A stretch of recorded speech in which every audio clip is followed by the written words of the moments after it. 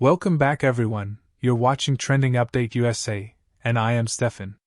Today we're diving into a story that has taken the tennis world by surprise and sparked confusion, speculation, and plenty of debate behind the scenes at Melbourne Park.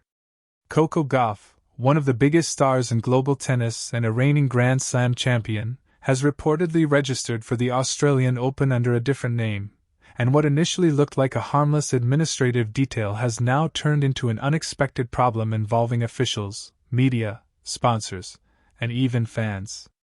The Australian Open is known for its precision, organization, and almost military-level logistics.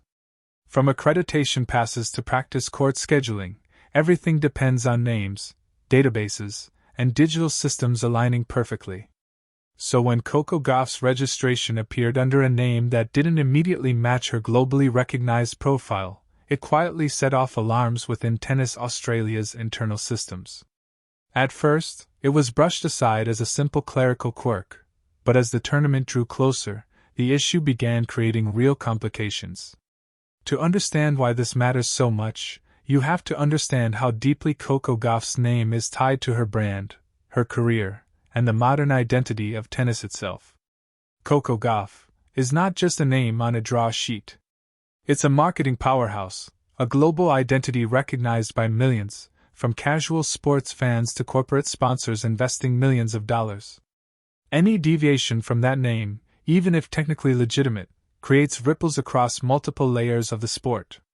According to sources close to the situation, Gauff registered using a variation connected to her legal name rather than the shortened, globally known Coco Gauff.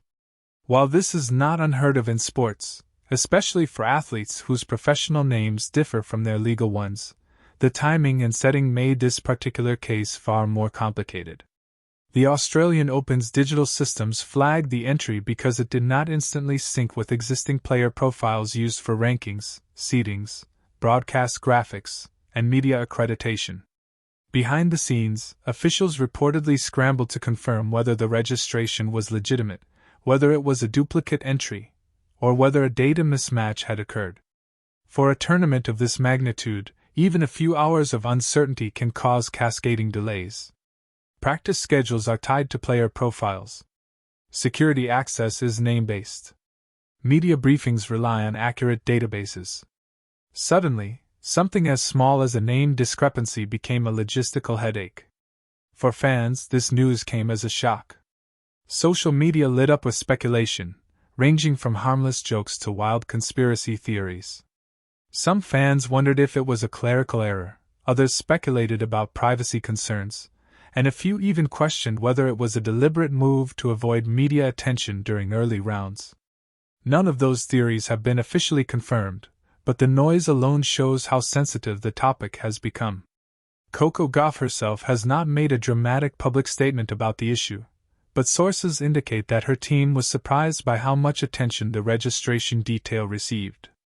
From their perspective, using a legal name variation was not meant to cause disruption. However, in a sport where branding, rankings, and records are tightly interconnected, even innocent decisions can carry unexpected consequences. One of the biggest issues reportedly involved broadcasting systems. Television networks prepare player graphics, commentary notes, and promotional material weeks in advance. When Gauff's name didn't immediately match the expected entry, it triggered internal reviews. Broadcasters needed confirmation to ensure that match graphics, on-screen statistics, and promotional content remained consistent. In an era where milliseconds matter and errors go viral instantly, no network wanted to risk confusion during a primetime Grand Slam broadcast. Sponsors were also paying close attention. Coco Gauff's endorsements are deeply tied to her public name and image.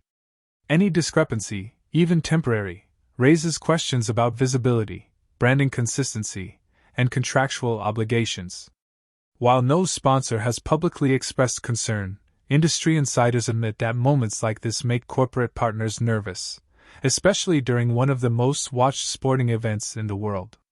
From a tennis governance perspective, the situation highlights how modern sports have become deeply dependent on digital identity. Rankings, seedings, prize money distributions, and even anti-doping systems are name-based. A mismatch can delay paperwork, trigger compliance reviews, or create unnecessary administrative stress for both players and officials. What once might have been resolved with a quick phone call now requires database updates, confirmations, and cross-checks across multiple departments. Former players and analysts have weighed in, pointing out that Coco Gauff is far from the first athlete to face issues related to name usage.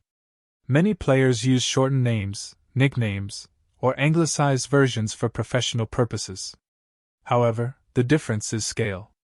Few players carry the same global recognition and commercial weight that Gauff does at such a young age.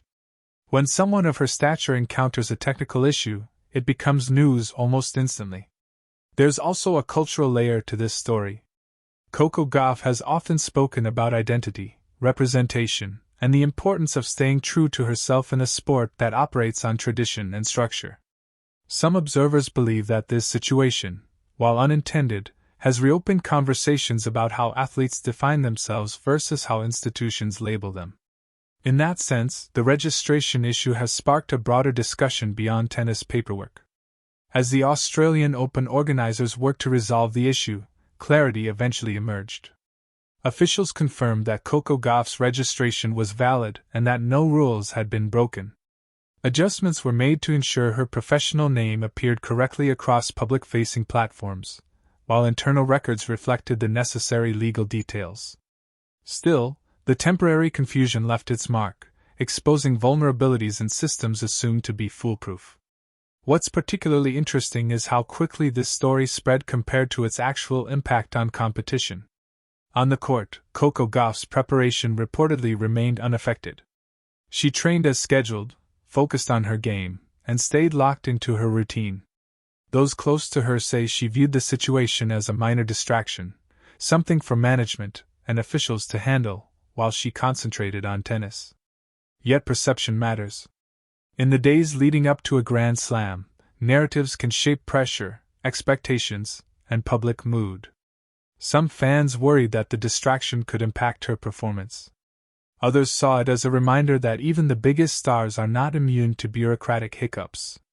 Either way, the story added an unexpected subplot to her Australian Open campaign. This incident also raises questions about how tournaments can adapt moving forward. As brands grow larger and more global, systems may need greater flexibility to accommodate variations in names without triggering chaos. Tennis, like many sports, is balancing tradition with modern realities, and Coco Gauff's situation might become a case study for future administrative reforms. For younger fans especially, the story humanizes a superstar often seen as flawless and composed. It shows that behind the trophies and endorsements, athletes still deal with mundane issues like forms, registrations, and data errors. In a strange way, that relatability strengthens her connection with fans rather than weakening it. As the tournament progresses, attention will inevitably shift back to Coco Gauff's performance on court. Can she handle the pressure? Can she go deep in Melbourne again? Those questions matter far more than any name discrepancy. But the episode will likely be remembered as one of the more unusual off-court stories surrounding a major tournament. In the end, Coco Gauff registering under a different name didn't change who she is as a player or a person. It did, however, reveal how tightly controlled and interconnected modern professional tennis has become. One small detail was enough to ripple across administration, media, and public perception, proving once again that in today's sports world, nothing exists in isolation. As always, we'll continue to follow this story closely and bring you the latest updates from Melbourne. If there are any official statements from Coco Gauff or Tennis Australia, you'll hear it first right here. Stay tuned, stay informed, and keep supporting the game we all love. You're watching Trending Update USA, and I'm Stefan.